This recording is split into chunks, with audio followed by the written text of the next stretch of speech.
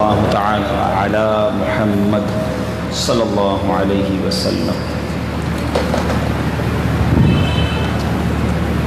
الحمدللہ رب العالمین والصلاة والسلام علی سید المرسلین، اما بعد فاعوذ باللہ من الشیطان الرجیم، بسم اللہ الرحمن الرحیم۔ پڑھیے، الصلاة والسلام علیک یا رسول اللہ وعلی آلک واصحابک یا حبیب اللہ۔ الصلاة والسلام علیک یا نبی اللہ وعلی آلک واصحابک یا نور اللہ۔ نویت سنت الاعتکاف۔ میٹھے میٹھے اور پیارے پیارے اسلامی بھائیوں، جو آج عبداللہ گوٹھ میں دعوت اسلامی کے ہفتہ وار سنت و بھرے اجتماع میں شریک ہیں، اللہ کی رحمت سے ہر جمعرات ہی دعوت اسلامی کے ہفتہ وار سنت و بھرے اجتماع کا سلسلہ ہوتا ہے۔ دنیا کے مختلف ملکوں میں، پاکستان میں بھی ہزاروں مقامات پر ہفتہ وار اجتماع ہوتا ہے، اور آج اسی سلسلے میں کراچی کے علاقے عبداللہ گوٹھ میں ماشاءاللہ ہفتہ وار اجتماع جاری ہے۔ اللہ کریم ہم سب کا جمع ہونا اپنی بارگاہ میں قبول فرمائے۔ مجھے یاد ہے کہ جب یہاں اسی مقام پر جب پہلا ہفتہ وار اجتماع ہوا تھا، آج سے کچھ ماہ پہلے، ٹائم کتنا ہو گیا مجھے یاد نہیں ہے، 1 سال ہو گیا، 1.5 سال ہو گیا، اچھا 1.5 سال پہلے۔ دیکھیں زندگی کتنی جلدی گزر رہی ہے، ایسا لگتا ہے کل کی بات ہے۔ تو 1.5 سال پہلے یہاں جب پہلا ہفتہ وار اجتماع ہوا تھا تو مجھے حاضری کی سعادت ملی تھی، اور ماشاءاللہ آج پھر آپ کے نگران صاحب کا زبردست فالو اپ تھا۔ مجھے آنا پچھلے ہفتے تھا اور یہاں لائیو اجتماع بھی ارینج ہوا تھا، لیکن کچھ بیرون ملک کا سفر طے ہو گیا تو اس لیے پچھلے ہفتے حاضری نہیں دے سکا۔ تو ان کا فالو اپ بڑا شاندار تھا، میں نے کہا چلیں معذرت قبول کر لیں، اگلے ہفتے آ جاؤں گا۔ تو اس لیے آج حاضری ہوئی ہے میری۔ اللہ میرا آنا، آپ کا آنا، ہم سب کا بیٹھنا اپنی بارگاہ میں قبول فرمائے۔ درود پاک پڑھنے کے بے شمار فضائل و برکات ہیں، اور بڑی کمال کی فضیلتیں، برکتیں درود پاک پڑھنے سے ملتی ہیں۔ ایک مریض کے بارے میں آتا ہے کہ وہ نزع کی حالت میں تھا۔ نزع کہتے ہیں اس عالم کو جو مرتے وقت بندے پر طاری ہوتا ہے، سکرات کا عالم بھی جس کو کہا جاتا ہے۔ اب اس کا دوست تیمارداری کے لیے آیا اور پوچھا کہ موت کے وقت جو سانس تمہاری اکھڑ رہی ہے، آخری لمحات ہیں، تو تمہارا کیا حال ہے، کیسے اس کیفیت کو فیل کر رہے ہو؟ تو کہتا ہے مجھے کوئی تکلیف محسوس نہیں ہو رہی ہے، کیونکہ میں نے علماء کرام سے سن رکھا ہے کہ جو شخص حبیب خدا جناب محمد مصطفیٰ صلی اللہ علیہ وسلم پر درود پاک کی کثرت کرے، اسے اللہ پاک موت کی تلخی سے امن عطا فرما دیتا ہے۔ یعنی موت کے وقت کی جو تلخی ہے، جو کڑواہٹ ہے، جو تکلیف ہے، درود پاک ادھر بھی کام آتا ہے، ادھر بھی امن عطا فرماتا ہے۔ سبحان اللہ، سبحان اللہ۔ اللہ تعالیٰ مجھے اور آپ کو کثرت سے درود پاک پڑھنا نصیب فرمائے، اور درود پاک کی برکت سے ہم پر کاش موت کی سختیاں جو ہیں، نزع کی سختیاں جو ہیں، وہ آسان ہو جائیں۔ آئیے کثرت سے درود پاک پڑھنے کی نیت بھی کیجئے، اور محبت کے ساتھ بآواز بلند درود پاک پڑھ لیں۔ صلو علی الحبیب صلی اللہ تعالی علی محمد صلی اللہ علیہ وسلم۔ میٹھے میٹھے اسلامی بھائیوں، ایک ایسی ریالٹی ہے، ایک ایسی حقیقت ہے، ایک ایسی سچائی ہے کہ جس کو دنیا کا کوئی مذہب، دنیا کا کوئی شخص جھٹلاتا نہیں ہے۔ یعنی اگر یوں کہا جائے کہ دنیا میں ایسی کتنی چیزیں ہیں جس پر ہر مذہب والے کا اتفاق ہے، دنیا میں ایسی کتنی چیزیں ہیں جس میں ہر قوم کا اتفاق ہے، پڑھے لکھے کا بھی، جاہل کا بھی، افسر کا بھی، نوکر کا بھی، مرد کا بھی، عورت کا بھی، بوڑھے کا بھی، جوان کا بھی، مسلمان کا بھی، غیر مسلمان کا بھی، پاکستان والوں کا بھی، ہند والوں کا بھی، ایشیا والوں کا، افریقہ والوں کا بھی اتفاق ہے، امریکہ والوں اور یورپ والوں کا۔ یعنی ساری دنیا جس ایک بات پر متفق ہو، اگر آپ غور کریں نا تو شاید آپ کو دنیا میں بہت تھوڑی چیزیں ملیں گی کچھ اللہ کو ہی نہیں مانتے، کچھ اسلام کو ہی نہیں مانتے، کچھ قیامت کو ہی نہیں مانتے، ٹھیک ہے نا؟ مگر جس ریئلٹی کی، جس حقیقت کی آج میں نے بات کرنی ہے نا، یہ وہ حقیقت ہے، یہ وہ ریئلٹی ہے، یہ وہ سچائی ہے جس کو ساری دنیا مانتی ہے۔ اس کا انکار کوئی مذہب، کوئی قوم، کوئی نیچر کچھ نہیں کرتا، کوئی نہیں کرتا۔ اور وہ حقیقت کیا ہے؟ وہ حقیقت موت ہے، وہ حقیقت ڈیتھ۔ مرنے سے کوئی انکار نہیں کرتا، کوئی مذہب میں بھی ہونا وہ یہ نہیں کہتا نہیں جناب مرنے ہم نہیں مریں گے، ہمیں موت نہیں آئے گی۔ دنیا بھر کے لوگوں کا اس بات پر یقین ہے کہ ہم سب نے مرنا ہے، مگر کمال یہ ہے کہ معلوم سب کو ہے مرنا ہے، مگر مرنے کی تیاری کے لیے کوئی تیار نہیں ہے۔ مثال دیتا ہوں، لوگ اپنے گھروں میں جنریٹر لگاتے ہیں، یو پی ایس لگاتے ہیں۔ کیوں لگاتے ہیں؟ لائٹ جائے گی تو کام آئے گا۔ اس وقت تو لائٹ ہے نا، مگر کیوں رکھا ہوا جنریٹر؟ کیونکہ ہو سکتا ہے چلی جائے، ہو سکتا ہے آج بھی اجتماع کے لیے جنریٹر کا یا یو پی ایس کا یا واٹ ایور انتظام انہوں نے کیا ہوگا۔ کیوں کرتے ہیں؟ کہ یار اگر چلی گئی تو، یقینی تو نہیں ہے نا، مگر پھر بھی انتظام کیا ہے، ٹھیک ہے۔ کچھ لوگ اپنے گھروں میں آگ بجھانے کے، آفیسز میں، فیکٹری میں آپ نے دیکھے ہوں گے، آگ بجھانے کے فائر ایکسٹنگوشر کہلاتے آلات رکھتے ہیں۔ 15 سال تک آگ نہیں لگتی مگر آلہ رکھا ہوا، کیوں؟ اگر لگ گئی تو، بات تو صحیح ہے، اگر لگ گئی تو جناب آگ بجھانی ہوگی، ٹھیک ہے۔ کچھ لوگ اپنے پاس پولیس تھانے وانے کے نمبر رکھتے ہیں، ایمبولینس کا نمبر رکھتے ہیں، اچھی بات ہے، رکھنا چاہیے۔ ہاسپٹل کدھر ہے معلوم کر کے رکھتے ہیں۔ اچھا ڈاکٹر کوئی جاننے والا ہو تو بتاؤ، کیوں بھائی ابھی تو آپ صحت مند ہیں، یار اگر طبیعت خراب ہو گئی تو، اگر چوٹ لگ گئی تو ایمبولینس تو بلانی پڑے گی نا۔ تھانے میں اگر کوئی چوری ہو گئی تو، اگر ہو گیا تو اس کا بھی انتظام ہے۔ میری بات ذرا سمجھنے کی کوشش کریے گا، میں سمجھانے کی کوشش یہ کر رہا ہوں کہ زندگی میں جو چیزیں یقینی نہیں ہیں، پاسبل ہیں، ہو سکتا ہے، اس کا بھی ہم انتظام کرتے ہیں، ایسا ہی ہے نا۔ لیکن موت یہ کوئی نہیں کہہ سکتا کہ میں ہو سکتا ہے مروں، ہو سکتا ہے نہ مروں۔ سب نے مرنا ہے، ہر کسی نے دنیا سے جانا ہے، مگر اس یقینی چیز کا انتظام کس نے کیا ہوا ہے؟ آپ بات سمجھ رہے ہیں میری؟ پاسبلٹیز پر، ہو سکتا ہے پر انتظام ہو گئے، مگر جس کا یقین کامل ہے، جس کو چاہے بھی تو نہیں چھٹلا سکتے، اس کا انتظام کرنے کے لیے کوئی تیاری نہیں ہے کہ یار مروں گا تو سکرات کے وقت کیا ہوگا، ایمان سلامت رہے گا کہ نہیں، قبر میں جاؤں گا تو قبر روشن ہوگی کہ نہیں، مجھے پیچھے جنازہ میرا کون پڑھائے گا، بچے ایسے ہیں جو میرا غسل بھی دے سکیں، میرے پیچھے ایصال ثواب کر سکیں، کوئی صدقہ جاریہ کر دیا ہے کہ مرنے کے بعد بھی قبر میں تحفہ ملتا رہے، قبر جنت کا باغ بن جائے، ایسا بھی کوئی کام کر جاؤں۔ کسی کو ٹینشن ہی نہیں ہے، فکر ہی نہیں ہے، حالانکہ روز لوگ مر رہے ہیں، روز آگ نہیں لگ رہی ہے، روز ایکسیڈنٹ نہیں ہو رہے اتنے، مگر روز لوگ آپ کے اور میرے اطراف میں مر رہے ہیں۔ اتنے لوگوں کو دیکھ کر بھی ہم یہ تیار ہی نہیں ہیں کہ میں بھی مروں گا، مجھے بھی کفن پہنایا جائے گا، مجھے بھی دفنایا جائے گا، مجھے بھی دنیا سے جانا ہے۔ اور یقین کریں، جو سکرات کے وقت کی تکلیف ہے نا، وہ کتنی خطرناک ہے، وہ کتنی اذیت ناک ہے۔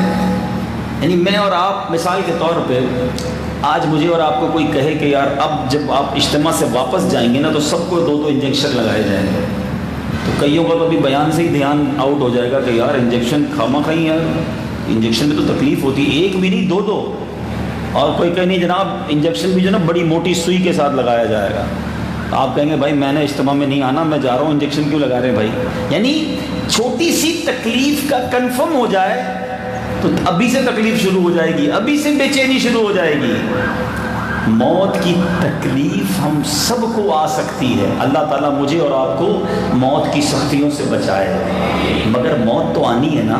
اب سنو، آپ میں جو بات یہ پوری تمہید، یہ پوری آپ کی جو ذہن سازی کرنے کا مقصد یہ تھا کہ ذرا توجہ دیجیے۔ اب ایک حقیقت ہے، بڑی کمال کی بات عربی شاعر لکھتے ہیں، الموت قدح کل نفس شاربوہا، موت ایک ایسا جام ہے جو ہر ذی روح نے، ہر نفس نے پینا ہے۔ آپ یہ نہیں کہہ سکتے میں نے نہیں پینا ہے۔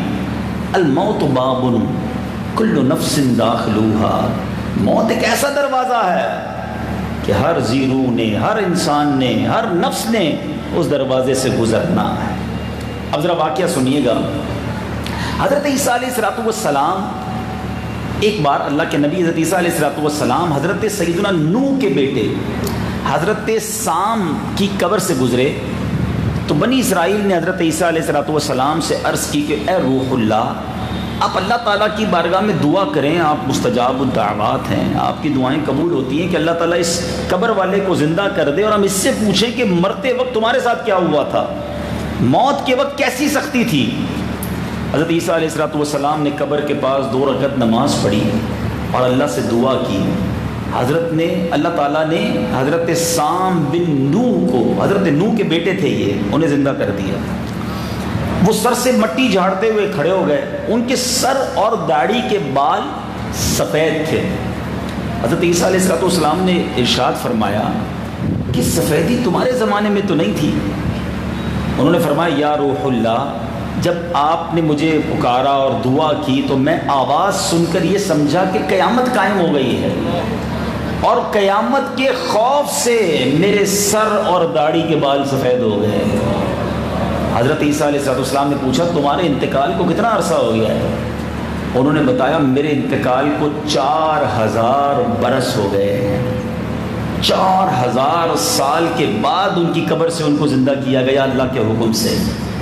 مگر جملہ جو اگلا ہے نا وہ بڑا دل دہلانے والا ہے۔ حضرت سام بن نوح کہتے ہیں 4000 سال ہو گئے مجھے دنیا سے گئے ہوئے، مگر ابھی تک موت کی سختی اور کڑواہٹ مجھ سے نہیں گئی ہے، ابھی تک میں محسوس کر رہا ہوں۔ اللہ اللہ اللہ۔ امیر اہل سنت جبھی تو اپنے کلام میں لکھتے ہیں نا، جاں کنی کی تکلیفیں ذبحہ سے ہیں بڑھ کر کاش، مرغ بن کے طیبہ میں ذبحہ ہو گیا ہوتا، کاش کہ میں دنیا میں پیدا نہ ہوا ہوتا، قبر و حشر کا ہر غم ختم ہو گیا ہوتا۔ بزرگان دین موت کی سختی سے اس قدر ڈرا کرتے کہ دعا کرتے کہ کاش دنیا میں ہی نہ آتے، تاکہ آئے ہیں تو مرنا بھی پڑے گا نا، جو پیدا ہوا ہے اس نے جانا ہے، دنیا سے ہر پیدا ہونے والے نے جانا ہے، اور اس تکلیف سے اس مرحلے سے گزرنا ہے۔ مگر ہم میں سے کس کو ٹینشن ہے؟ اچھا یہ سام بن نوح کون تھے؟ حضرت نوح علیہ السلام کے بیٹے، اور یہ بھی وہ بیٹے جو فرما بردار تھے، اللہ کے نبی کے بیٹے، ایمان والے، مگر قیامت کا خوف ایسا طاری ہوا کہ سر اور داڑھی کے بال ہی سفید ہو گئے۔ ہم میں سے کس کو خوف ہے کہ قیامت آئے گی، اللہ کی بارگاہ میں پیش ہوں گے، اپنے نامہ اعمال کا جواب دینا ہے؟ ٹینشن ہے تو کاروبار کی ہے، جاب کی ہے، بچے کو آج کل اسکول کالج کے بچے بیٹھے ان کو امتحان کی ہے، انٹرویو کی ہے۔ ٹینشن قیامت کی کس کو ہے، مرنے کی کس کو ہے؟ سوچو نا، اتنا خوف کہ قیامت کا طاری ہو گئی، یہ سن کر سر اور داڑھی کے بال ہی سفید ہو گئے خوف کے مارے، فرما بردار اللہ کے بندے کے، اللہ کے نبی کے بیٹے کے۔ اور دوسری بات، 4000 سال کے بعد بھی موت کی کڑواہٹ اور تلخی باقی ہے۔ ہمارا کیا بنے گا؟ اتنے گناہ، اتنی خطائیں، اتنی نافرمانیاں، کبھی سوچا ہم نے کہ ہم کیسے موت کی سختیاں برداشت کریں گے؟ ہم قیامت کے دن اللہ کی بارگاہ میں کیسے پیش ہوں گے؟ اور ایک اور عجیب بات، آج چلیں آپ آئے ہیں اجتماع میں، شاید سب کے لیے نئی بات ہوگی کہ یہ جو سوال کیا نا حضرت عیسیٰ علیہ السلام نے کہ تمہارے بال سفید کیوں نہیں ہیں، پہلے تو سفید نہیں ہوتے تھے اب کیسے ہو گئے؟ تو پتہ چلا کہ حضرت ابراہیم علیہ السلام کی دور سے پہلے لوگ بوڑھے تو ہوتے تھے، ان کے بال سفید نہیں ہوتے تھے۔ یہ بالوں کے سفید ہونے کا جو سلسلہ شروع ہوا ہے نا، یہ حضرت ابراہیم کے دور سے ہوا ہے۔ حضرت ابراہیم علیہ السلام کے جب پہلی بار سفید بال ہوئے تو آپ نے اللہ سے عرض کی اللہ یہ کیا ہے؟ اللہ نے ارشاد فرمایا یہ وقار ہے۔ آپ نے عرض کی اللہ میرے وقار کو مزید بڑھا دے۔ تو اس سے پہلے لوگوں کے بال سفید نہیں ہوتے تھے، حضرت ابراہیم کے بعد یہ بال سفید ہوئے۔ قیامت کے بارے میں بھی کچھ جان لو، حالانکہ قیامت پر ہمارا ایمان ہے، ہمیں معلوم ہے کہ قیامت آنی ہے، جمعہ کا دن ہوگا، عاشورہ کا دن ہوگا، مگر یہ کون سا جمعہ کون سا عاشورہ یہ ہم نہیں جانتے۔ مگر ایک دن آنا ہے. ہمارا عقیدہ ہے کہ قیامت برحق ہے. ہر ایک کو نیکیوں کی جزا اور گناہوں کی سزا دینے کے لیے ایک دن مقرر ہے اور اس کا نام قیامت ہے. کبھی سوچا اللہ نے قرآن میں کتنی بار مجھے اور آپ کو ریمائنڈ یاد کروایا؟ ہم روزانہ نماز میں پڑھتے ہیں الحمدللہ رب العالمین الرحمن الرحیم مالک یوم الدین. یہ کیا ہے یوم الدین؟ روزانہ پڑھتے ہیں نا. یوم الدین کے معنی ہے روز جزا کا مالک، قیامت کے دن کا مالک. روز سورہ فاتحہ میں یوم الدین پڑھتے ہو، مگر غور کیا کہ قیامت آنی ہے. القارعۃ مل قارعہ وما ادراک مل قارعہ. قرآن بتا رہا ہے یہ القارعہ بھی قیامت کا ایک نام ہے کہ تم نے کیا جانا قارعہ کیا ہے، دل دہلانے والی کیا ہے.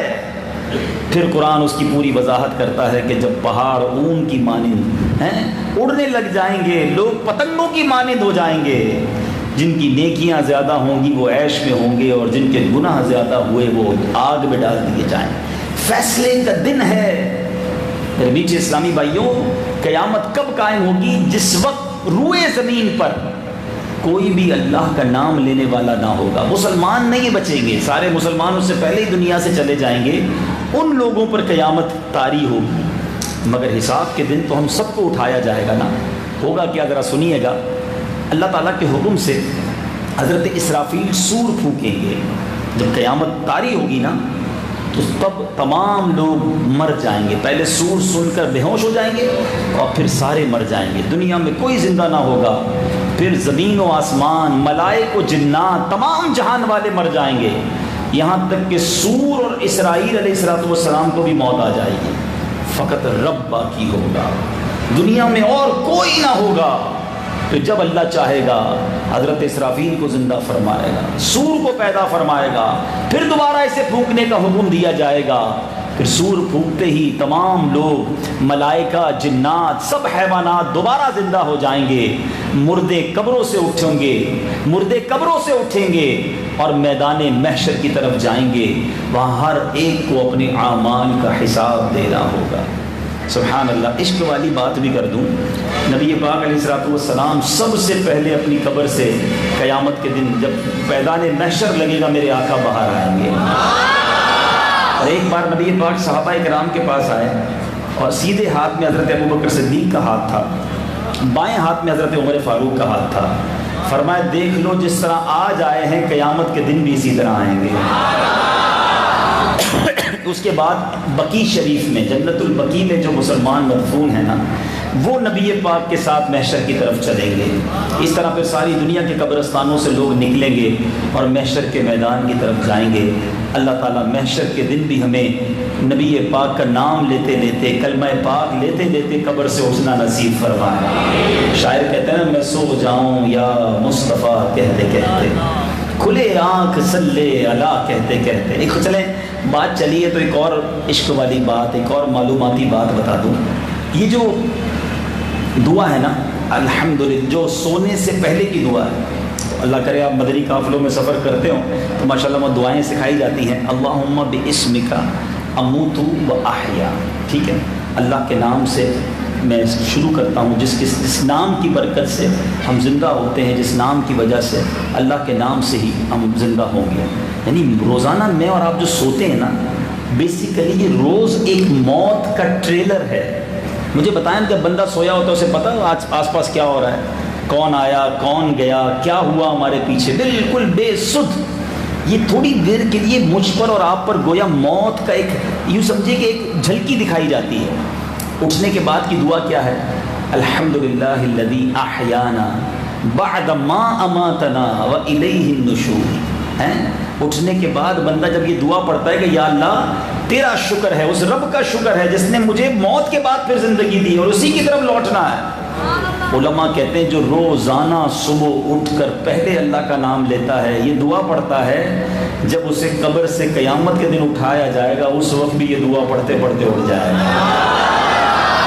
آپ نے دیکھا بھی ہوگا نا، کئی لوگ دنیا میں ایسے بھی دنیا سے جاتے. پچھلے دنوں ہمارے ایک بہت عزیز تھے قریب، اللہ تعالیٰ ان کی مغفرت فرمائے، رات سوئے صبح اٹھی نہیں. ایسا ہوتا ہی ہے نا، لوگ سوتے سوتے بھی چلے جاتے ہیں. سونے والے رب کو سجدہ کر کے سو، کیا خبر اٹھے نہ اٹھے صبح کو. آج فلمیں دیکھتے دیکھتے، گانے سنتے سنتے، جس کو دیکھو موبائل فون پہ پتہ نہیں کیا کیا گندے مناظر، فلمیں، گانے یہ دیکھتے دیکھتے سو رہا ہے. سوچے کہ میرا یہ اگر آخری کام ہوا اور اب میں اسی پر سو رہا ہوں اور سوتے میں ہی موت آ گئی تو اللہ کو کیا جواب دوں گا؟ کیا کرتے کرتے آیا تھا؟ سوچئے، باوضو ہو کر سوئیں، سنت کے مطابق سوئیں. زہ نصیب عشاء با جماعت پڑھ کے، اللہ کرے کہ صلاۃ التوبہ پڑھ کے سوئیں. سورہ ملک پڑھیں.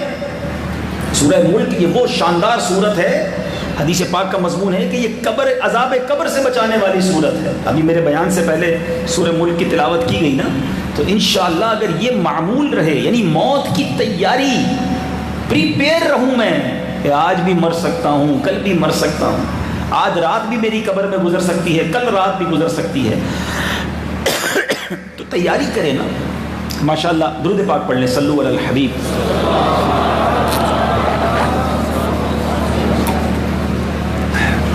آج کل ماشاءاللہ حج پر حاجی تیاری کر رہے ہیں جانے کی. اللہ تعالیٰ مجھے اور آپ کو بھی یہ سفر نصیب فرمائے. مگر تیاری ہو رہی ہے نا، بیگ خریدا گیا، احرام خریدا جا رہا ہوگا، ریال کتنے کا ہے، کتنے کی کرنسی ہے، موسم کیسا ہے، چپل کیسے لوں، ہوٹل کدھر ہوگا، معلم کون ہوگا. حج کی تربیت بہت اچھی بات ہے، سیکھ کر جانا چاہیے حج پر. کئی لوگ تو عجیب و غریب ہوتے ہیں، 40 دن کے لیے جاتے ہیں، لاکھوں روپے خرچ کرتے ہیں، 2 دن سیکھنے کے نہیں دیتے. جو لوگ کر رہے ہوں گے وہ کر لینا. ارے اللہ کے بندو، جب اتنے دن کے لیے جا رہے ہیں تو وہ سیکھ کر جائیں. لیکن تیاری پھر بھی کرتے ہیں. بتائیے، حج پر جانا ہے، سفر پر جانا ہے تو تیاری ہے. موت کی تیاری کب کریں گے؟ ادھر کون سی کرنسی کام آئے گی؟ ادھر کون سا لباس کام آئے گا؟ ادھر کس کا واسطہ وسیلہ کام آئے گا؟ سامان کون سا لے جاؤں؟ کبھی سوچا؟ ہاں، سامان ادھر بھی جائے گا. یہ سامان نہیں جائے گا دنیا کا. قبر کے اندر تجوری نہیں، کفن کے اندر جیب نہیں، ادھر اعمال جائیں گے. مگر کیا ان اعمال کی تیاری کی ہے کہ کیسے لے کر جائیں گے؟ میں آپ کو ایک زبردست حدیث سناتا ہوں. نبی پاک علیہ الصلوۃ والسلام کے کمال انداز ہے. میرے آقا علیہ الصلوۃ والسلام نے صحابہ کرام سے پوچھا کہ جانتے ہو تمہارے اہل و عیال میں، حدیث کا خلاصہ بیان کرتا ہوں، تمہاری فیملی، تمہارا مال اور تمہارے اعمال کی مثال کیسے ہے؟ تو لوگوں نے کہا حضور اللہ اور رسول عالم آپ ہی بتائیے کیسے ہے، ہم نہیں جانتے. پیارے آقا علیہ الصلوۃ والسلام نے فرمایا تمہارے اعمال، مال اور گھر والوں کی مثال اس شخص کی طرح ہے جس کے 3 بھائی ہوں. اب ذرا سمجھیے گا، ایک بندہ، اس کے 3 بھائی ہوں، اور اس بندے کی موت کا وقت قریب آ جائے، تینوں بھائیوں کو بلائے اور کہے کہ تم میری حالت دیکھ رہے ہو، میں مرنے والا ہوں، بتاؤ میرے لیے کیا کر سکتے ہو. تو پہلا بھائی کہے کہ میں تمہاری زبردست تیمارداری کروں گا، تمہاری ساری حاجتیں، ضروریات پوری کروں گا. جب تمہارا انتقال ہو جائے گا تمہیں غسل دے کر کفن پہناؤں گا، لوگوں کے ساتھ مل کر تمہارا جنازہ بھی اٹھاؤں گا. کبھی میں کاندھا دوں گا، کبھی کوئی دوسرا شخص کاندھا دے گا. جب واپس آؤں گا تو لوگ تمہارے بارے میں پوچھیں گے تو میں تمہاری بھلائی بھی بیان کروں گا. پیارے آقا فرماتے ہیں یہ جو بھائی ہے نا، جو یہاں تک کام آئے گا، یہ تمہاری فیملی ہے. فیملی ہی کرتی ہے نا، مرنے کے بعد کفن بھی دیا، جنازہ بھی پڑھایا، قبر میں چھوڑ کر واپس آ جاتے ہیں.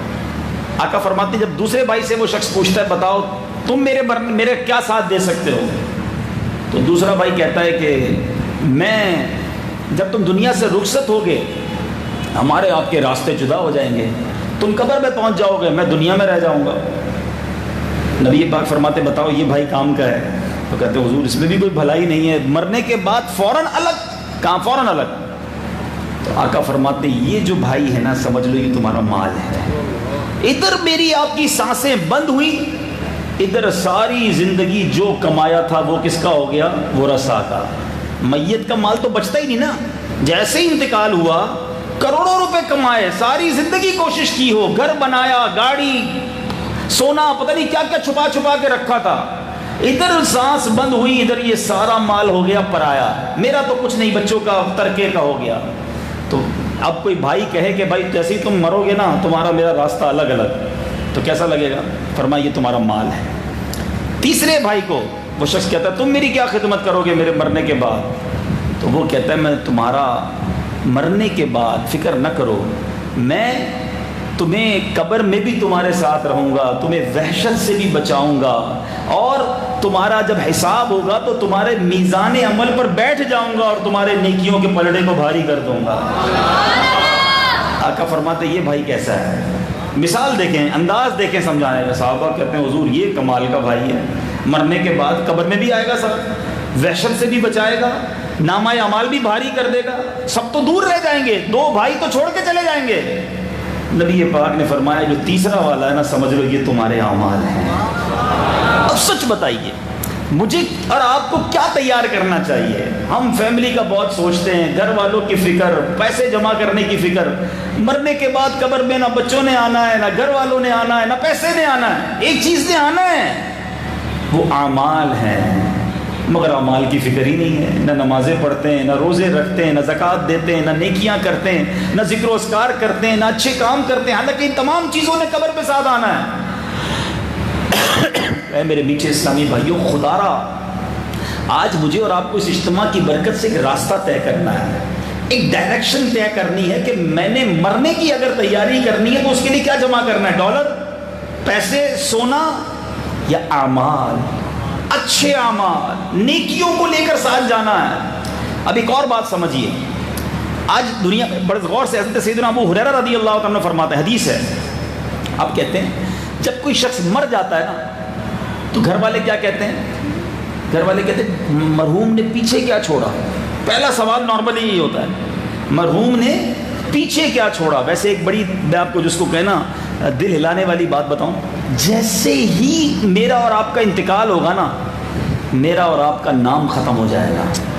فوراً کیا کہا جاتا ہے؟ میت، ڈیڈ باڈی، مرحوم۔ ارے نام بھی چلا گیا، تھوڑی دیر پہلے تو آپ مجھے عبد الحبیب کہہ کے پکار رہے تھے، تھوڑی دیر پہلے تو جناب عبد الرزاق تھے، آپ عبد اللطیف تھے، آپ ساجد تھے، ادھر انتقال ہوا، اب یہ نہیں کہتے ساجد بھائی کب آ رہے ہیں، میت کب آ رہی ہے، مرحوم کہاں ہے، میت کو غسل دینا ہے، میت کا جنازہ ہے، یہ نام بھی چھن جائے گا۔ میں یقین کریں یہ بات میں نے سنی تو تھی، 3-4 دن پہلے ہمارے ایک بہت اچھے اسلامی بھائی، اللہ تعالیٰ ان کو بھی جنت نصیب کرے، ساؤتھ افریقہ میں ان کا ایکسیڈنٹ ہو گیا، اس کو موٹر سائیکل، بڑا جوان 25-30 سال عمر، جاندار شاندار نوجوان، موٹر سائیکل پر ایکسیڈنٹ ہوا اور اس کا انتقال ہو گیا۔ مجھے ساؤتھ افریقہ سے میسج آیا کہ عبدالحبیب بھائی فلاں بھائی کا انتقال ہو گیا ہے اور ہم ہاسپٹل گئے ہیں، ابھی تک وہ ڈیڈ باڈی نہیں دے رہے۔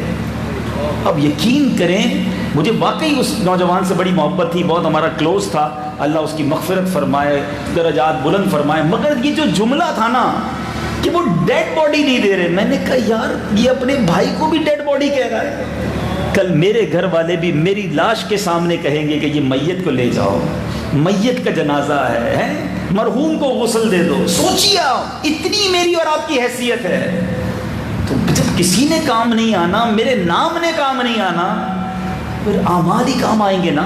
اب سنو حضرت ابو ہریرہ رضی اللہ تعالیٰ عنہ کیا فرماتے ہیں؟ فرماتے جب انسان کا انتقال ہوتا ہے نا تو گھر والے کہتے ہیں مرحوم نے پیچھے کیا چھوڑا ہے، مگر فرشتے کہتے ہیں کہ اس نے آگے کیا بھیجا ہے۔ فرق دیکھو دنیا کا، دنیا پوچھتی ہے مرحوم پیچھے کیا چھوڑ کر گئے، اصل یہ ہے کہ آگے کیا بھیجا ہے، کر سامان چلنے کا ہے، موت کو مت بھول کر سامان چلنے کا۔ مجھے اور آپ کو آگے اکاؤنٹ میں پیسے جمع کرانے ہیں، مجھے اور آپ کو اگلے اکاؤنٹ میں پیسے بھیجنے ہیں، نیکیاں بھیجنی ہیں۔ اگر آخرت کو بہتر بنانا ہے، اگر قبر کو روشن کرنا، دولت دنیا کے پیچھے تو نہ جا، آخرت میں مال کا ہے کام کیا، دل سے دنیا کی محبت دور کر، دل نبی کے عشق سے معمور کر، لندن و پیرس کے سپنے چھوڑ دے، بس مدینے سے ہی رشتہ جوڑ لے۔ میرے بیچ اسلامی بھائیوں، اسی طرح ایک شخص کے بارے میں آتا ہے، شدید بیمار تھا، ایسا لگتا تھا کہ بس اب کچھ لمحوں کا مہمان ہے۔ اس نے دیکھا کہ اس کے گھر والے اس کے آس پاس کھڑے ہیں، بیوی بھی ہے، بچے بھی ہیں، ماں بھی ہے، سب رو رہے ہیں۔ اس نے والد سے پوچھا ابا جان آپ کیوں رو رہے ہیں؟ والد کہنے لگے میرے جگر کے ٹکڑے، تیری جدائی کا غم رلا رہا ہے، تیرے مرنے کے بعد ہمارا کیا بنے گا؟ اس شخص نے والدہ سے پوچھا امی آپ کیوں رو رہی ہیں؟ ماں نے کہا میرے لال دنیا سے تیری رخصتی کا سوچ رہی ہوں، تیرے بغیر کیسے رہ پاؤں گی۔ بیوی سے پوچھا تمہیں کس چیز نے رونے پر مجبور کیا؟ وہ کہتی میرے سرتاج آپ کے بغیر ہماری زندگی اجیرن ہو جائے گی، آپ کے بغیر کیسے زندگی گزرے گی، آپ کی جدائی کا غم میرے دل کو گھائل کر رہا۔ بچوں سے پوچھا بچوں تمہیں کس چیز نے رلایا؟ کہنے لگے کہ آپ دنیا سے جائیں گے ہم تو یتیم ہو جائیں گے، ہمارے سر سے باپ کا سایہ اٹھ جائے گا، ہمارا کیا بنے گا؟ ان کی سب باتیں سن کر وہ شخص پتہ ہے کیا کہتا ہے؟ سنو، وہ کہتا ہے تم سب اپنے لیے رو رہے ہو، اپنی دنیا کے لیے رو رہے ہو کہ میرے جانے کے بعد تمہارا کیا ہوگا۔ تم اس لیے رو رہے ہو کہ میرے سے جو تمہیں نفع ملتا تھا، جو فائدہ ہوتا تھا وہ چلا جائے گا۔ تم میں سے کوئی ایسا بھی ہے جس کو اس بات نے رلایا ہو کہ مرنے کے بعد قبر میں میرا کیا حال ہوگا؟ ان قریب مجھے وحشت ناک تاریک قبر میں تنہا چھوڑ دیا جائے گا۔ کوئی ایسا بھی رونے والا ہے جو اس لیے رویا ہو کہ مرنے کے بعد جب منکر نکیر مجھ سے سوال کریں گے فرشتے تو میں کیسے جواب دوں گا، میرا ان سے واسطہ پڑے گا۔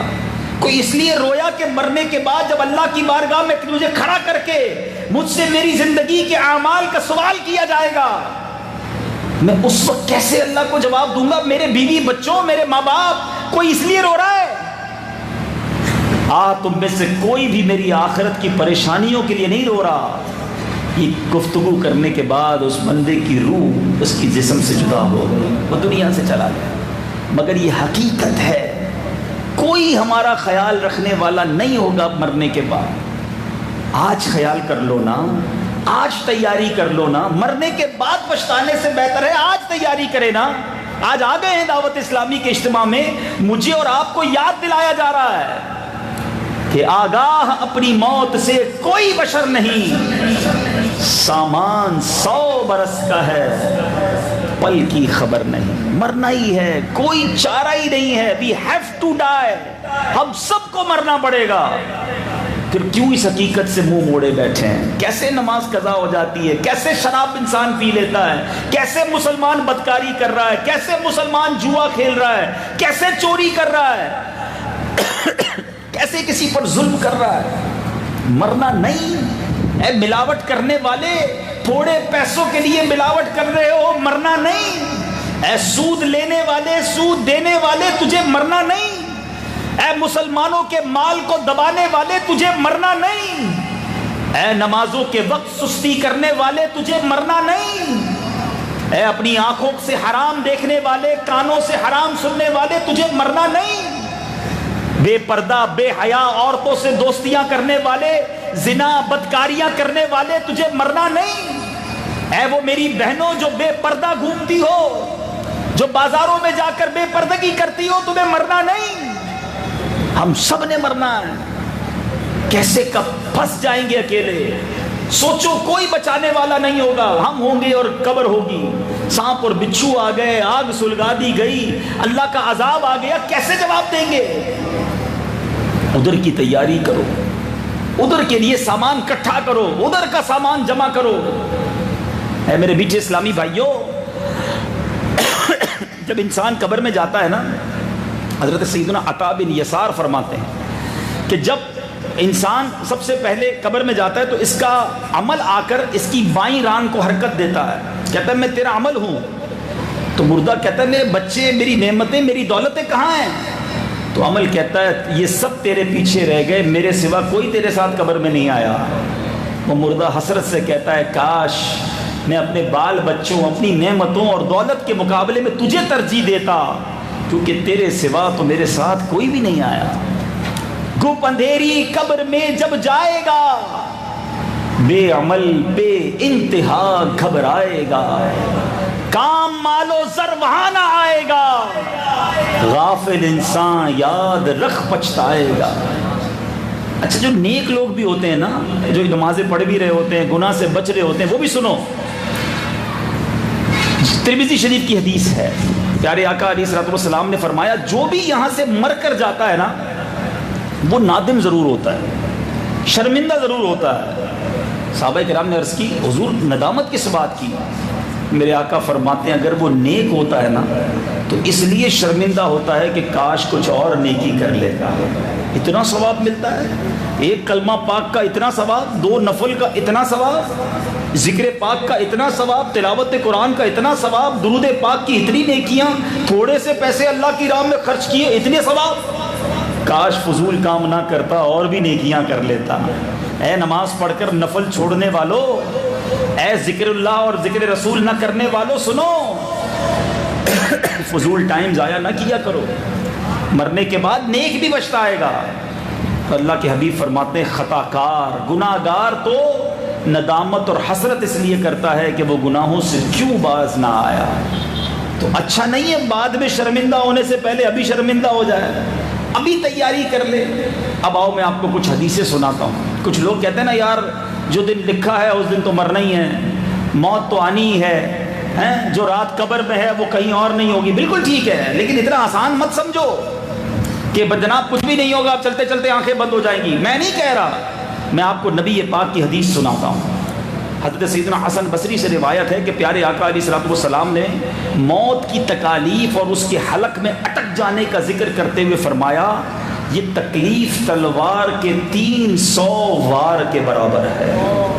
ایک تلوار کا وار، تلوار تو چھوڑو، کینچی لگ جائے، چھری سے انگلی کٹ جائے تو جان نکل جاتی ہے، 300 تلوار کے وار سے زیادہ سخت. نبی پاک علیہ الصلوۃ والسلام کی بارگاہ میں موت اور اس کی شدت کے بارے میں سوال ہوا تو پیارے آقا نے ارشاد فرمایا آسان ترین موت، سنو، آسان ترین موت ایک کانٹے دار ٹہنی کی طرح ہے کہ روئی میں پھنسی ہوئی ہو، لہذا جب اسے روئی سے نکالا جائے تو اس کے ساتھ روئی ضرور آئے. ایسا لگتا ہے کہ ہر رگ میں ایک کانٹے دار جھاڑی ڈال کر کھینچی جائے. اتنا درد کیسے برداشت ہوگا؟ اللہ کے حبیب علیہ الصلوۃ والسلام فرماتے ہیں اگر معراج والے آقا فرماتے ہیں کہ ایک مریض کی عیادت کی، پھر ارشاد فرمایا میں جانتا ہوں اس پر کیا گزر رہی ہے، اس کی کوئی رگ بھی ایسی نہیں ہے جس پر علیحدہ علیحدہ موت کی تکلیف کا اثر نہ ہو رہا ہو. ایک ایک رگ پر موت کی تکلیف کا اثر ہوگا. ایک اور جگہ میرے آقا فرماتے ہیں معالجۃ ملک الموت، موت کا ہر جھٹکا اشد من الف ضربۃ بالسیف، 1000 تلوار کے جھٹکوں سے سخت تر ہے. اللہ اکبر، اللہ اکبر. ہم اللہ سے موت کی سختیوں سے نجات مانگتے ہیں. قبر، اے کاش موت کے وقت نبی پاک کا دیدار نصیب ہو جائے، آقا کے جلووں میں مجھے اور آپ کو موت آئے، ورنہ ہمارا کیا بنے گا ذرا سوچیے. گر وقت اجل سر تیری چوکھٹ پہ جھکا ہو، جتنی ہو قضا ایک ہی سجدے میں ادا ہو، دل درد سے بسمل کی طرح لوٹ رہا ہو، سینے پہ تسلی کو تیرا ہاتھ دھرا ہو. اب ذرا غور کیجیے، بند جب خواب اجل سے ہو حسن کی آنکھیں، اس کی جلووں میں تیرا جلوہ زیبائی ہو. یہ بزرگوں کی دعائیں ہیں کہ حضور موت کے وقت اپنا دیدار عطا کر دیجئے. امیر اہل سنت ویسے ہی دعا نہیں کرتے ہیں، جب نزعہ کے وقت مجھے جلوہ محبوب دکھا، تیرا کیا جائے گا، میں شاد مروں گا. یار آقا کا جلوہ ہوا تو ہی کام بنے گا، ورنہ یہ سختیاں سنتے ہیں تو کپ کپی تاری ہو جاتی ہے کہ بنے گا کیا مرتے وقت. تو اے میرے میٹھے اسلامی بھائیوں ذرا سوچئے تو صحیح وہ منظر کیسا ہوگا کہ جب ہماری روح ہمارے بدن کا ساتھ چھوڑ رہی ہو، موت کے فرشتے رگ رگ سے روح نکال رہے ہوں گے، ہمارے ہوش و حواس خطا ہو چکے ہوں گے، ہم سب سمجھ رہے ہوں گے مگر دوسروں کو کچھ سمجھا نہیں پا رہے ہوں گے، ہم سب دیکھ رہے ہوں گے مگر بیان کرنے کی ہمت نہیں ہوگی. روح نکالنے والے فرشتے ہمارے سامنے ہوں گے، روح لے جانے والے فرشتے ہمیں گھیر لیں گے. وہ موت جس سے ہم بھاگتے تھے آج ہمیں بھاگنے نہیں دے گی. وہ موت جس سے ہم غافل ہو گئے تھے وہ آج ہماری غفلت کا پردہ چاک کر دے گی. وہ موت جس سے ہم نے خوب بھلا دیا آج بڑی یاد آ رہی ہوگی. دنیا کا ساز و سامان ایک ایک کر کے ہم نے اکٹھا کیا، وہ سارا ہم سے چھوٹ رہا ہوگا. مال و دولت بھی چھوٹ رہے ہوں گے، بنگلہ و گاڑی بھی جدا ہو رہے ہوں گے، ہمارا جسم ٹھنڈا پڑ رہا ہوگا. پہلے پاؤں ٹھنڈے پڑیں گے، پھر پنڈلیاں ٹھنڈی پڑ جائیں گی، پھر ٹانگوں سے روح نکل جائے گی، پھر آہستہ آہستہ سارا بدن بے جان ہو جائے گا۔ جسم کی گرمی آہستہ آہستہ ٹھنڈک میں بدل رہی ہوگی، ایڑی سے ایڑی ملائی جا رہی ہوگی، زبان تالو سے چپک رہی ہوگی، آنکھوں کے ڈھیلے اوپر کی طرف چڑھ رہے ہوں گے، سر ایک طرف ڈھلکنے لگے گا، ہونٹ سوکھ رہے ہوں گے، زبان سکڑ رہی ہوگی، انگلیاں نیلی پڑ رہی ہوں گی، جسم کا سرخ و سفید رنگ مٹیالے رنگ میں بدل رہا ہوگا، عجیب بے بسی کا سما ہوگا۔ ذرا غور تو کیجئے اس وقت ہم پر کیا گزر رہی ہوگی۔ نزعہ میں رب غفار تجھ سے، موت سے قبل بیمار تجھ سے، طالب جلوہ مصطفیٰ ہے، یا خدا تجھ سے میری دعا ہے۔ ورد لب کلمہ طیبہ ہو اور ایمان پر خاتمہ ہو، آ گیا ہے وقت قضا ہے، یا خدا تجھ سے میری دعا ہے۔ میں نے مانا میں سب سے برا ہوں، میں سدھرنا خدا چاہتا ہوں، نیک بن جاؤں جی چاہتا ہے، یا خدا تجھ سے میری دعا ہے۔ آؤ میرے میٹھے اسلامی بھائیوں، مرنے سے پہلے سچی توبہ کرنی ہے، اللہ کو راضی کر لو۔ میرا رب کتنا کریم ہے، بندے کے کتنے ہی گناہ کیوں نہ ہوں، اگر وہ سچی توبہ کر لے، میرا کریم اس کے گناہ معاف فرما دیتا ہے، وہ کریم بخش دیتا ہے۔ اور یقین کرو جب اللہ راضی ہو گیا نا تو پھر موت بڑی اچھی آئے گی، پھر قبر میں تکلیف نہیں، پھر راحت ہونی ہے۔ اللہ کے حبیب راضی ہو گئے تو قبر میں نور کے چشمے ہونے ہیں، ایسے بھی خوش نصیب ہوں گے۔ ایک طرف تو ڈرایا گیا نا، پیارے آقا ایک بار صحابہ کرام کے سامنے موجود تھے، اپنے دونوں انگلیوں کو اس طرح ملا کر فرمایا کہ اللہ جس سے ناراض ہو، حدیث پاک کا مضمون ہے کہ بے نمازی کو قبر اس طرح دباتی ہے کہ اس کی پسلیاں ٹوٹ پھوٹ کر ایک دوسرے میں پیوست ہو جاتی ہیں۔ لیکن آج نمازیں قضا ہو رہی ہیں۔ سنو سنو نماز پڑھنے والوں، روزے رکھنے والوں، اللہ کو راضی کرنے والوں، تمہیں قبر میں تکلیف نہیں ہونی۔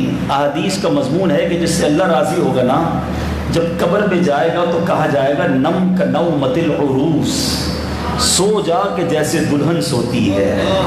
اس کی قبر میں جنت کی کھڑکی کھول دی جائے گی، اس کی قبر تا حد نگاہ وسیع کر دی جائے گی، اس کے کفن کو جنتی کفن سے بدل دیا جائے گا، اس پر رحمتوں کی برسات ہونا شروع ہو جائے گی، وہ قبر میں مزے کرنا شروع ہو جائے گا۔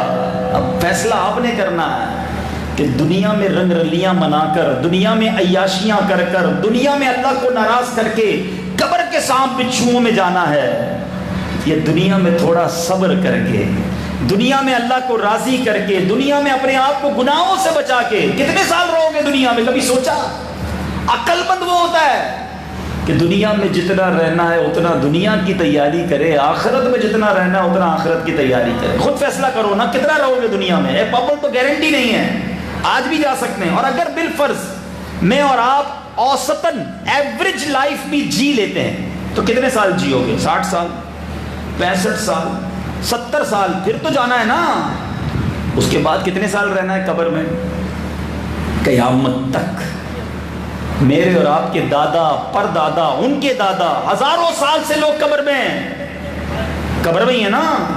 پتہ نہیں اور کتنے ہزاروں سال قبر میں رہیں گے. دنیا میں 50-60 سال رہنا ہے، اس کے لیے صبح سے شام تک ٹینشن. قبر میں پتہ نہیں کتنے 100 کتنے ہزار سال رہنا ہے، اس کی کوئی ٹینشن نہیں، اس کی کوئی تیاری نہیں. یہ بے وقوفی ہے، یہ شیطان کا وار ہے. آج تیاری شروع کر دو. آج انشاءاللہ یہ طے کر کے اٹھنا ہے کہ میرے انہی 24 گھنٹوں میں میں نے وقت نکال کر قبر کی تیاری بھی کرنی ہے. ہاں کوئی ایکسٹرا ٹائم نہیں ملے گا کہ آپ کہیں چلیں جناب 24 گھنٹے میرے پھر اگلے 4 گھنٹے قبر کے لیے، وہ نہیں، اسی میں ہی مل کرنے ہیں. نہ کوئی آپ کو ایکسٹرا مہینہ ملے گا. موبائل فون پر تو میسج آتا ہے نا آج کل کمپنیوں کی طرف سے کہ جناب آپ کا بیلنس کم ہو گیا ہے، بیلنس دلوا لیجئے، آخری دن رہ گیا، 2 دن رہ گئے، پیکج ختم ہو جائے گا. مرنے سے پہلے کوئی میسج نہیں آئے گا کہ 30 دن رہ گئے توبہ کر لیجئے، 15 دن رہ گئے نمازیں پڑھ لیجئے، 7 دن رہ گئے مسجد میں چلے جائیے، قافلے میں چلے جائیے، قرآن پڑھ لیجئے. نہیں، صبح بندہ گھر سے نکلتا ہے، بعض اوقات تو کہہ کر بھی جاتا ہے کہ شام یہ والا کھانا بنانا، کپڑے یہ والے استری کر کے رکھنا. کھانا بھی ریڈی ہوتا ہے، کپڑے بھی ریڈی ہوتے ہیں اور جنازہ گھر کو آتا ہے. اتنی باریک لکیر ہے زندگی اور موت کے درمیان.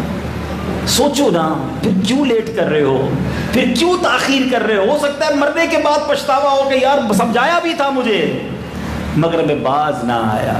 یقین کریں نیکیوں والی زندگی کا مزہ ہی اور ہے. کچھ لوگ یہ بھی سمجھتے ہیں کہ یار نیکیوں والی زندگی اپنا لی نا تو مزہ ہی نہیں رہے گا لائف میں. نمازی بن گیا، عبادت گزار بن گیا، گناہ چھوڑ دیے، فلمیں ڈرامے چھوڑ دی، جھوٹ چھوڑ دیا. ایسا نہیں ہے. جو بندہ اللہ کی اطاعت والی زندگی گزارتا ہے نا وہ دنیا میں بھی مزے کرے گا، آخرت میں بھی مزے کرے گا. سیدی اعلیٰ حضرت لکھتے ہیں نا جب عاشق رسول قبر میں جائیں گے تو پتہ ہے کیا ہوگا؟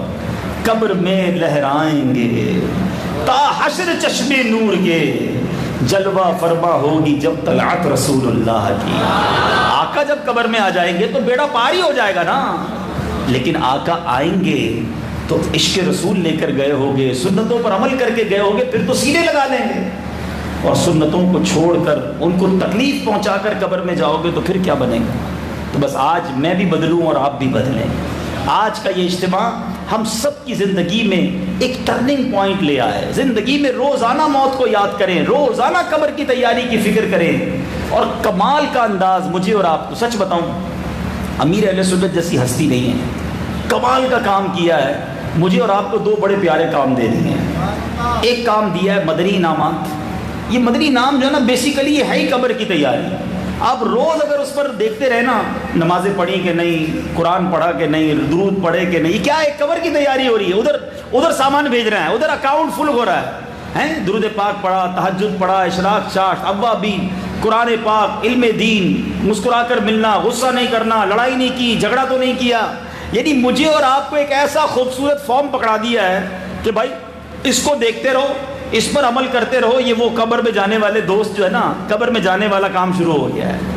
تو انشاءاللہ میں بھی نیت کروں، آپ بھی نیت کریں، روزانہ فکر مدینہ کریں گے انشاءاللہ. اور دوسرا کام، واہ واہ واہ، وہ تو کمال کا کام ہے، اور وہ ہے مدنی قافلہ. دیکھو ایک سفر ہے نا، موت آخرت کا سفر ہے نا، اس سفر کو آسان کرنا ہے تو مدنی قافلے میں سفر کر لو، یہ وہ والا سفر آسان ہو جائے گا. تو انشاءاللہ ہمارے یہاں سے 19، 20، 21 تو ویسے پورے دنیا میں امیر اہل سنت نے اعلان فرمایا ہے کہ یہ 3 دن مدنی قافلے کے دن ہیں، اور خاص دعا بھی کی ہے. تو انشاءاللہ 19، 20، 21 جولائی ادھر سے بھی انشاءاللہ مدنی قافلے سفر کریں گے. ہم سب بھی کریں گے نا انشاءاللہ. میں دعا کرتا ہوں یا اللہ جو 19، 20، 21 جولائی مدنی قافلے میں سفر کرے اسے جلدی جلدی مدینے کا سفر بھی عطا فرما، اور آخرت کا سفر ہم سب کا آسان فرما دے. اللہ کریم مجھے اور آپ کو اپنی موت کی تیاری کی فکر عطا فرمائے. کبھی بھولنا نہیں، موت کو یاد کرتے رہنا. موت یاد ہے نا تو گناہ نہیں ہوں گے. موت ایک ایسی حقیقت ہے اگر یاد رہ گئی نا تو لذتوں میں نہیں انسان جائے گا، گناہ کی لذت کی طرف جاتے ہوئے سوچے گا. آخری بات کر دیتا ہوں، روایتوں میں آتا ہے کہ انسان جس حال میں مرے گا نا اسی حال میں اللہ کی بارگاہ میں اٹھایا جائے گا. اب ذرا غور سے سنیے گا. شراب پیتے پیتے مرا، کس حال میں اٹھے گا؟ نشے کے عالم میں. بدکاری کرتے کرتے مرا، سنیما گھر میں مرا، فلمیں دیکھتے ہوئے مرا، جھوٹ بولتے ہوئے مرا، کسی مسلمان پر ظلم کر ڈکیتی کرتے کرتے بھی تو لوگ مارے جاتے ہیں نا. سوچو میں اور آپ چاہتے کیا ہیں کہ مجھے اور آپ کو کلمے والی موت آئے، سجدے والی موت آئے، اللہ کرے روزے والی موت آئے، اللہ کرم کر دے مدینے والی موت آئے۔ اچھی موت کی تمنا تو رکھتے ہو نا؟ کوئی ہے جو چاہتا ہو کہ مجھے شراب پیتے پیتے موت آئے؟ کوئی نہیں چاہے گا، جھوٹ بولتے ہوئے، گناہ کرتے ہوئے۔ لیکن اب ذرا میری بات سمجھے، سمجھدار لوگوں کے لیے اشارہ ہے۔ ایک ایسا بندہ ہے، موت تو کبھی بھی آ سکتی ہے نا، یہ تو سب کو پتہ ہے، صبح بھی آ سکتی، شام بھی آ سکتی، کہیں بھی آ سکتی۔ جو صبح جاب پہ، نوکری پہ جاتا ہے، کاروبار پہ جاتا ہے، جھوٹ بولتا ہے، بدنکائی کرتا ہے، نماز کے وقت نماز نہیں پڑھتا ہے، رشوت کا کام کرتا ہے، جھوٹ بولتا ہے، فلمیں ڈرامے دیکھتا ہے، بہت سارے گناہ کرتا ہے پورا دن، اور پورے دن میں کبھی بھی موت آ سکتی ہے، تو اس کا چانس مرتے وقت گناہ کرتے ہوئے مرنے کا ہے نا۔ اور ایک بندہ ہے جو صبح گھر سے نکلتا ہے، فجر پڑھتا ہے، پھر ظہر پڑھتا ہے، عصر پڑھتا ہے، مغرب پڑھتا ہے، عشاء پڑھتا ہے، قرآن پڑھتا ہے، مدنی انعامات پر عمل کرتا ہے، کبھی درس میں بیٹھ جاتا ہے، کبھی مدرسۃ المدینہ میں بیٹھ جاتا ہے، کبھی مدنی قافلے میں جاتا ہے، کبھی اجتماع میں جاتا ہے، کبھی فارغ وقت ملتا ہے تسبیح نکال کر درود پڑھتا ہے۔ موت تو اس کو بھی آنی ہے، اس کا چانس زیادہ نہیں ہے کہ اس کی موت انشاءاللہ کسی نہ کسی نیکی کے کام کے دوران ہی آ جائے گی۔ طے آپ نے کرنا ہے مجھے کن کاموں میں مصروف رہنا ہے کہ جس میں موت آئے تو کام اچھا ہو جائے، اچھی موت ہو جائے۔ اگر جو سارا دن گناہ کرتا ہے، کیا ایسا کر سکو گے؟ دو طریقے ہیں کہ جب ملک الموت آئے اور گناہ کر رہے ہو نا، تو ان کو کہنا بھائی ابھی میری روح قبض نہ کرو، تو یہ ہم کر نہیں سکتے، موت کے وقت کو تو نہیں ٹال سکتے نا۔ تو دو ہی طریقے، یا تو گناہ چھوڑ دو یا ملک الموت کو منع کر دینا، یہ ہو نہیں سکتا۔ تو ایک ہی طریقہ ہے، جس عالم میں مرنا نہیں چاہتے وہ کام چھوڑ دو، ورنہ کہیں ایسا نہ ہو کہ گناہ کرتے کرتے موت آ گئی، اللہ کو ناراض کرتے کرتے موت آ گئی، تو کہیں ایسا نہ ہو سارا سفر بیکار ہو جائے۔ عقل مندوں کے لیے اشارہ کافی ہے۔ آج پکی سچی نیت کر لیں، آج کے بعد ہماری کوئی نماز قضا نہیں ہوگی۔ عبداللہ گوٹھ والو ایسا نہ کرو، ایسا نعرہ لگاؤ کہ شیطان ہی ادھر سے بھاگ جائے۔ آج کے بعد ہماری کوئی نماز قضا نہیں ہوگی، فلمیں ڈرامے نہیں دیکھیں گے، گانے باجے نہیں سنیں گے، حرام روزی کے قریب بھی نہیں جائیں گے، بے حیائی نہیں کریں گے، ماں باپ کی فرما برداری کریں گے، اللہ اور اس کے رسول کے احکام کے مطابق زندگی گزاریں گے۔ دیکھو ایسی زندگی گزارو، پھر پتہ کیا ہوگا؟ انشاءاللہ انشاءاللہ پھر تو قبر میں نبی پاک آئیں گے نا، پھر گھبراہٹ نہیں ہونی ہے۔ اللہ اور اس کے رسول راضی ہوئے نا، تو موت تو مومن کے لیے تحفہ ہے۔ تو میں نے ڈرایا نا، موت کی حقیقت بتائی، اب آؤ بتاتا ہوں، جس سے اللہ اور اس کے رسول راضی ہو، اس کے لیے تو موت تحفہ ہے۔ سیدی اعلیٰ حضرت کہتے ہیں نا، جان دے دو وعدہ دیدار پر۔ ہاں وہاں تو دیدار ہوگا، جان دے دو وعدہ دیدار پر، نقد اپنا دام ہو ہی جائے گا۔ ارے آقا کی دیدار کے لیے تو جان بھی قربان ہے۔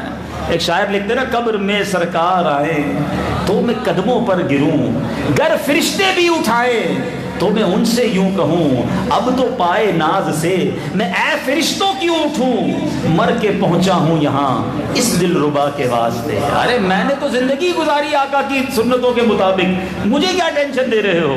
پھر انشاءاللہ خیر ہی خیر ہے، آقا راضی ہوں گے، سینے لگا لیں گے، پھر انشاءاللہ قبر میں بھی خیر ہے اور محشر میں بھی خیر ہے۔ سیدی اعلیٰ حضرت کمال کی بات فرماتے نا، محشر میں نبی پاک بھی تو ہوں گے نا۔ اگر یہاں زندگی ایسی گزاری نا، اعلیٰ حضرت لکھتے ہیں، انہیں جانا انہیں مانا نہ رکھا غیر سے کام، للہ الحمد میں دنیا سے مسلمان گیا۔ اگر زندگی اچھی گزار لی نا، پھر آخرت بہتر ہے، بہت اچھی ہے۔ اللہ ہماری دنیا بھی اچھی کر دے، ہماری آخرت بھی اچھی کر دے، ہمیں بس مرتے وقت کلمہ نصیب فرمائے، ایمان والی موت دے، عافیت والی موت دے، مدینے والی موت عطا فرمائے، جنت البقیع ہم سب کا مقدر بن جائے، آمین بجاہ النبی الامین صلی اللہ تعالی علیہ وسلم۔ اب آخر میں انشاءاللہ درود پاک جو ہمیں پڑھائے جاتے ہیں، کچھ دعائیں پڑھائی جاتی ہیں، انشاءاللہ وہ پڑھائے جائیں گے، اپنے معمولات آئیے مل کر پورے کرتے ہیں۔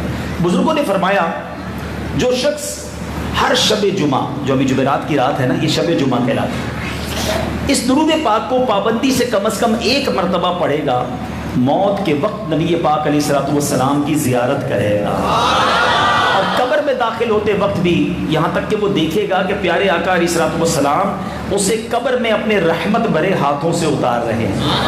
تو آئیے مل کر پڑھ لیتے ہیں، اللہم صلی وسلم وبارک علی سیدنا محمد النبی الامی الحبیب العالی القدر العظیم الجاہ وعلی آلہ وصحبہ وسلم۔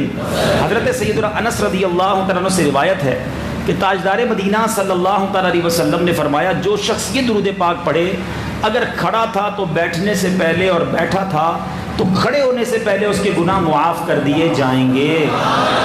آپ بھی پڑھ لیجئے، اللہم صلی علی سیدنا و مولانا محمد وعلی آلہ وسلم۔ جو یہ درود پاک پڑھتا ہے اس پر رحمت کے 70 دروازے کھول دیے جاتے ہیں۔ آپ بھی پڑھ لیں، صلی اللہ علی محمد۔ حضرت احمد ساوی علیہ رحمۃ اللہ الہادی بعض بزرگوں سے نقل کرتے ہیں، اس درود پاک کو ایک بار پڑھنے سے 6 لاکھ درود شریف پڑھنے کا ثواب حاصل ہوتا ہے۔ آپ بھی پڑھ لیں، اللہم صلی علی سیدنا محمد عدد ما فی علم اللہ صلاۃ دائمۃ بدوام ملک اللہ۔ ایک دن ایک شخص آیا تو پیارے آقا علیہ الصلوۃ والسلام نے اسے اپنے اور صدیق اکبر رضی اللہ عنہ کے درمیان بٹھا دیا۔ اس سے صحابہ کرام کو بڑا تعجب ہوا کہ یہ کون سی مرتبہ ہے۔ جب وہ چلا گیا تو میرے آقا نے فرمایا کہ جب بھی یہ مجھ پر درود پاک پڑھتا ہے، یہ جب مجھ پر درود پاک پڑھتا ہے تو یوں پڑھتا ہے۔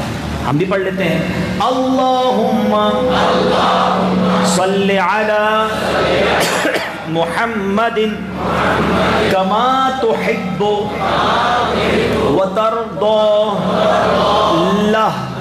ایک دن پیارے آقا علیہ الصلوۃ شافع امم صلی اللہ علیہ وسلم کا فرمان معظم ہے، جو شخص یوں درود پاک پڑھے اس کے لیے میری شفاعت واجب ہو جاتی ہے۔ آپ بھی پڑھ لیں، اللہم صلی علی محمد وانزلہ المقعد المقرب عندک یوم القیامہ۔ سیدنا ابن عباس رضی اللہ عنہما سے روایت ہے کہ میرے آقا علیہ الصلوۃ والسلام نے فرمایا، اس کو پڑھنے والے کے لیے 70 فرشتے 1000 دن تک نیکیاں لکھتے ہیں۔ آپ بھی پڑھ لیں، جزا اللہ عنا محمدا ما ہوا اہلہ۔ نبی پاک علیہ الصلوۃ والسلام نے فرمایا، جس نے اس دعا کو 3 مرتبہ پڑھا تو گویا اس نے شب قدر حاصل کر لی۔ آئیے ہم بھی مل کے پڑھ لیتے ہیں، لا الہ الا اللہ الحلیم الکریم سبحان اللہ رب السماوات السبع ورب العرش العظیم۔ لا الہ الا اللہ الحلیم الکریم سبحان اللہ رب السماوات السبع ورب العرش العظیم۔ لا الہ الا اللہ الحلیم الکریم سبحان اللہ رب السماوات السبع ورب العرش العظیم۔ صلو علی الحبیب صلی اللہ علیہ وسلم۔ صلو علی الحبیب صلی اللہ تعالی علی محمد صلی اللہ تعالی علیہ وسلم۔ میٹھے میٹھے اسلامی بھائیوں، ہم مسلمان ہیں اور مسلمان کا قیمتی سرمایہ اس کا ایمان ہوتا ہے۔ علماء کرام فرماتے ہیں کہ جس کو اپنے ایمان کی فکر نہیں ہوتی خوف ہے کہ موت کے وقت ان کا ایمان سلب نہ کر لیا جائے. اور ایمان کی حفاظت کا ایک بہترین طریقہ یہ بھی ہے کہ کسی پیر کامل کے ہاتھ میں ہاتھ دے کر بیعت کر لی جائے. الحمدللہ ہمارے درمیان رکن شورا موجود ہیں، اور رکن شورا اس بات کے مجاز ہیں کہ وہ امیر اہل سنت کے سلسلے میں داخل فرما دیں، اور جو امیر اہل سنت کے سلسلے میں داخل ہوتا ہے وہ قادری سلسلے میں داخل ہو جاتا ہے.